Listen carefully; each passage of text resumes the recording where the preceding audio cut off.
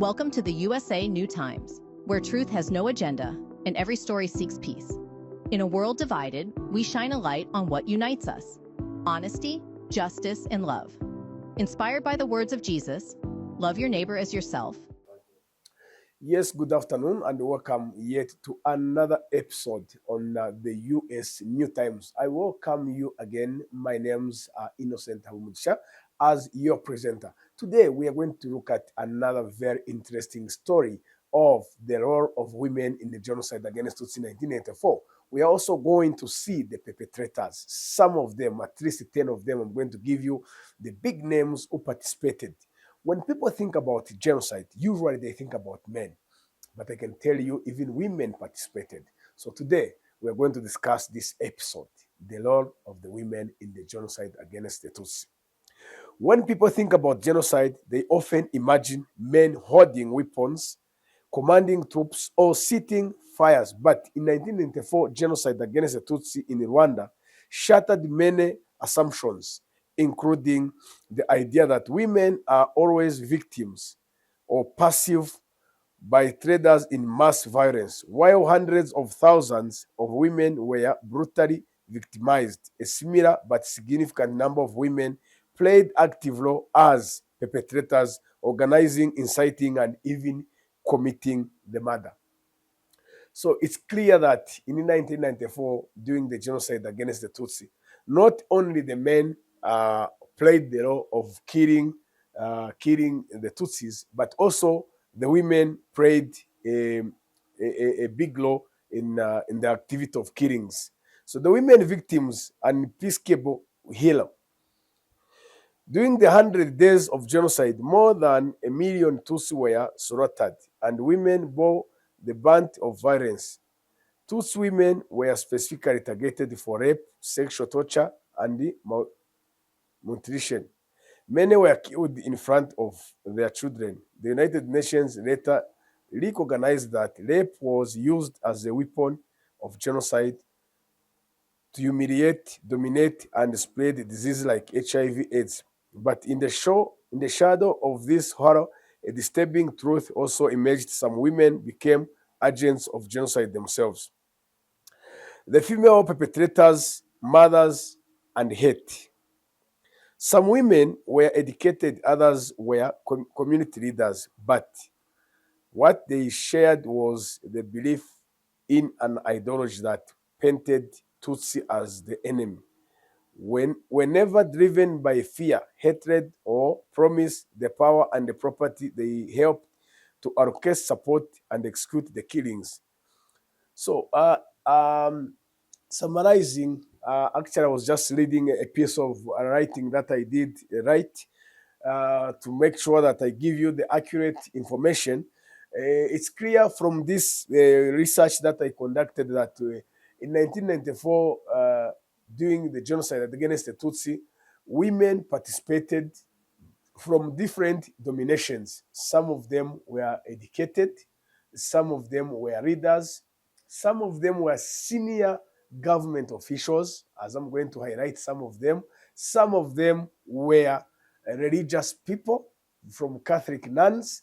I'm also going to explain that. A very surprising thing to see a nun, someone we believe to be a holy person, someone we believe to work for people, to work for the vulnerable, to protect, is the one seen in the forefront, actually not giving justice instead of promoting injustice. So here are the 10 women who had the biggest role in participated in the genocide against Tutsi.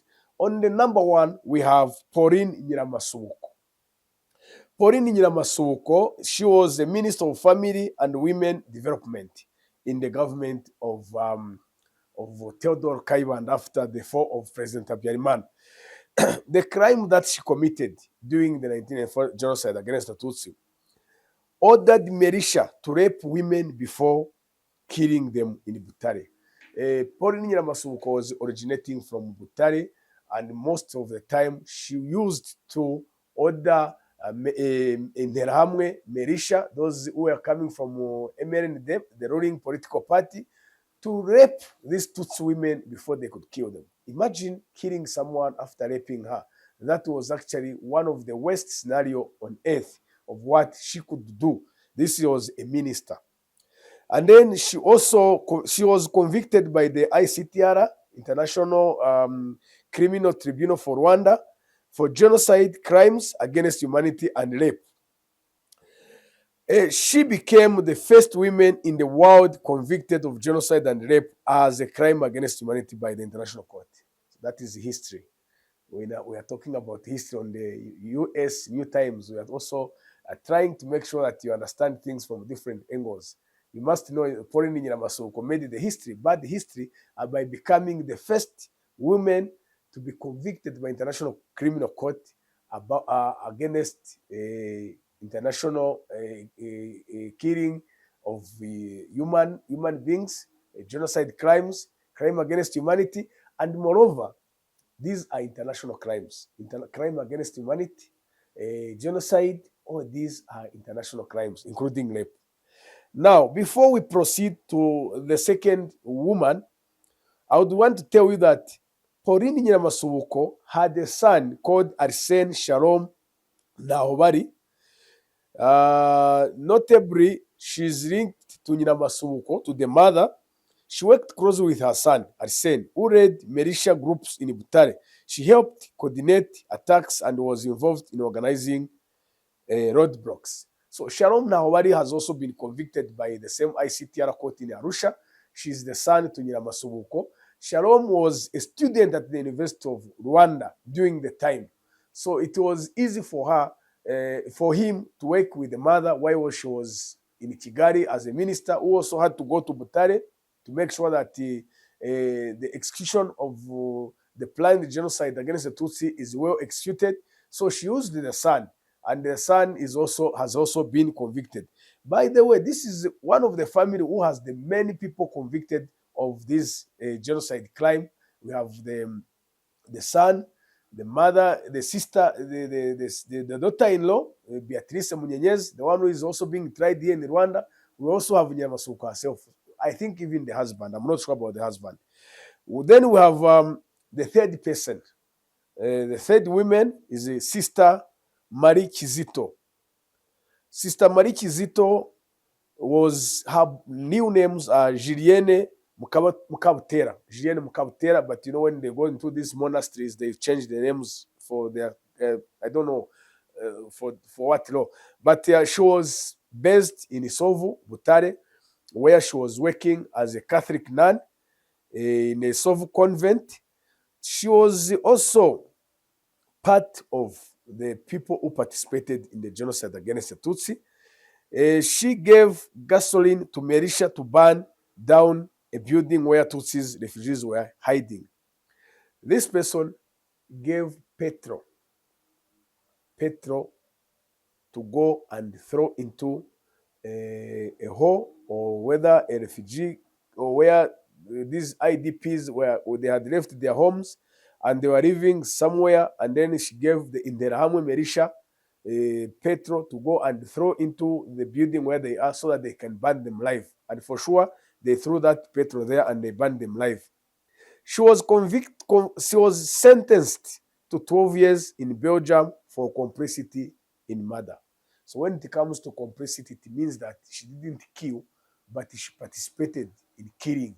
Probably complicity, she can share the information, she can give the same way she gave petrol. When you become a complicity in Kinyarwanda, they say umufatanyacyaha, you also become a wanted person for the crime. So she was convicted as a complicity in the crime of genocide. So that's the first Catholic sister to be convicted for committing an international crime of genocide. The fourth person was Sister Gertrude Mukangango. Sister Gertrude Mukangango was the Mother Superior at Sovu Convent. Again, it's Sovu coming in. Sovu is, for those of you who don't know Sovu, Sovu is in the Huye district in the southern province of Rwanda as former Butare prefecture. She actively participated in handing over Tutsi refugees to Interahamwe militias, knowing they would be killed. So she was also sentenced to 15 years in Belgium. She went to seek refuge in Belgium. she was handing over. That means she was also a complicity, handing over the people who had come to her looking for comfort, who had come to her seeking for a refugee. She could not protect them or hide them. Instead, she decided them, to expose their life. They ended up losing their lives. May their souls continue resting in peace. The 60th one is Alphonsine Mukarugema, a civilian and a community member. Participated in killing Tutsis in Kibuye, accused of ordering the murder of children hiding in a school. Tried and convicted by Gachacha Court. The Gachacha Court these are local courts that, for those of you who don't know them, they were local courts that were actually put in place to try these genocide cases, because there were a lot of perpetrators, a lot of cases. So it was more of like a hard court. It was just specialized to make sure that it handed over these cases. It was done at community level. So this is where this lady was convicted, and then she was also charged of participating in killing and the ordering of killing the children of Tutsis.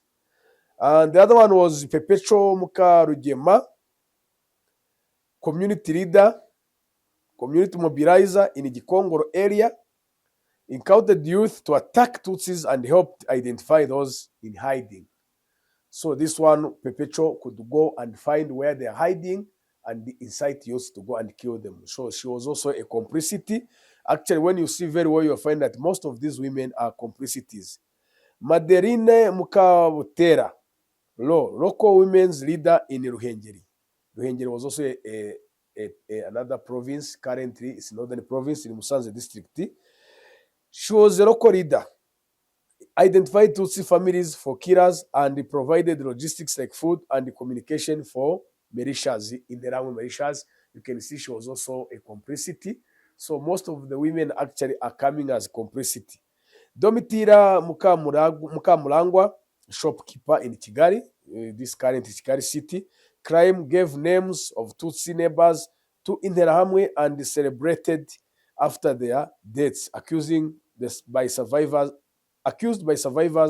in her neighborhood. So this one was identified by the survivors who were there, who witnessed her law in the genocide against the Tutsi.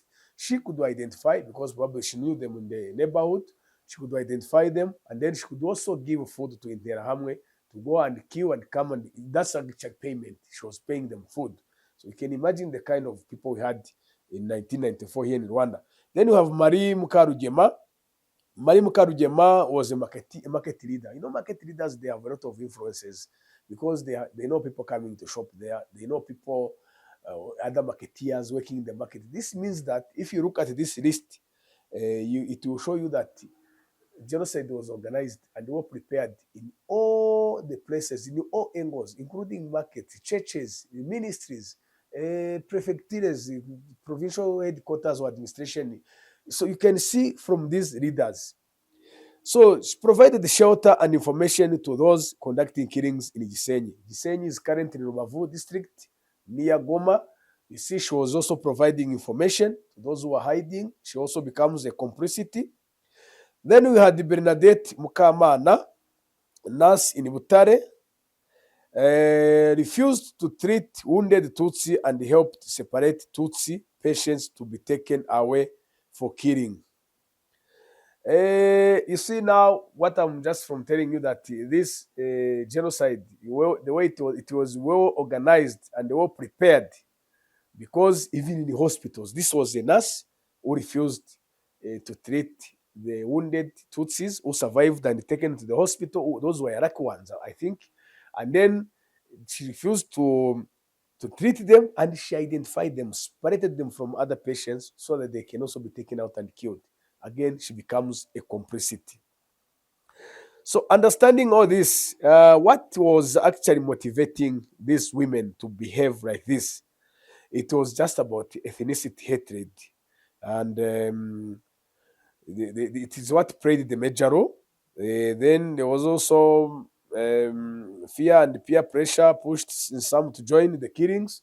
We cannot run away from that, probably. Then we also had after that, we had, after all this, we had some courts put in place. We're also going to discuss them. We had the ad hoc case court, which was Gacaca.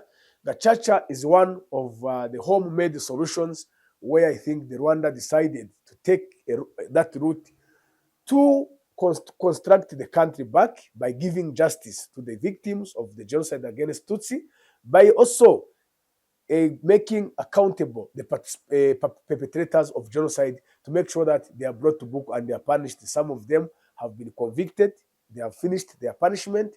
Others are still finishing their punishment. I can simply tell you it's now about 31 years after the genocide against the Tutsi, meaning the person is serving the highest sentence, which would be probably 30 years, is almost coming to an end. Then we remain with those who were sentenced to life imprisonment for their for their gravity law that they played during the genocide against the Tutsi. I would like to urge the people, the world, who are watching us right now, or will be watching us on the Rwanda, on the US New Times, that the genocide against the Tutsi was a very, very, very, very bad a thing that ever happened to Rwanda, that ever happened to the continent of Africa. That's why you see even women participated. It was organized by, prepared, executed by a sitting government. The government had a big role to play. Like I've showed you here, there was a Minister Porini Nyiramasubuko, who was one of the major perpetrators into this vice. I would urge the world to say never again to genocide world over. Never again to genocide in Rwanda, to fight genocide ideology. I thank you so much for your attention. I thank you for your time. I also request you to keep on subscribing, sharing what we are discussing with you, so that we take our stories far. I thank you so much. My name is Innocent Abomugisha, again on this episode, the role of women in genocide against the Tutsi in Rwanda. I thank you so much, and see you tomorrow as we come back for another episode. Thank you. Welcome to the USA New Times, where truth has no agenda and every story seeks peace. In a world divided, we shine a light on what unites us: honesty, justice, and love. Inspired by the words of Jesus, love your neighbor as yourself,